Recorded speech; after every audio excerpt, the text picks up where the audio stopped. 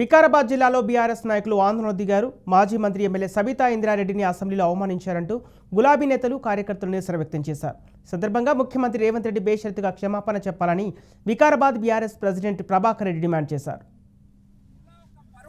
Telangana assembly సాక్షిగా తెలంగాణలో ఈ యావత్ తెలంగాణ రాష్ట్రంలో ఉన్న మహిళా లోకం అంతా కూడా బాధపడే విధంగా అవమానపరిచిన ముఖ్యమంత్రి ఏదైతే వికారాబాద్ జిల్లా వాసిగా చెప్పుకునే ఈ ముఖ్యమంత్రి రేవంత్ రెడ్డి గారు ఈ జిల్లా యొక్క పరువు తెలంగాణ అసెంబ్లీ సాక్షిగా తెలంగాణలో ఉన్న మహిళా లోకాన్ని అవమానపరిచే విధంగా మాట్లాడిన మాటలను వెంటనే ఉపసంహరించుకోవాలి.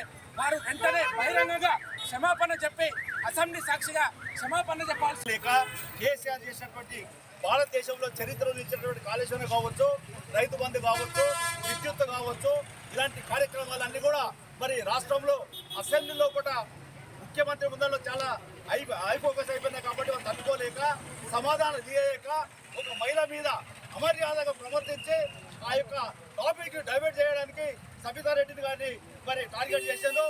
సబితారెడ్డి గారు కావచ్చు, సబితారెడ్డి కుటుంబంలో ఉన్న ఇంద్రెడ్డి కావచ్చు, తెలంగాణ ప్రాంతం కోసం వాళ్ళు అహర్నిశలు కష్టపడి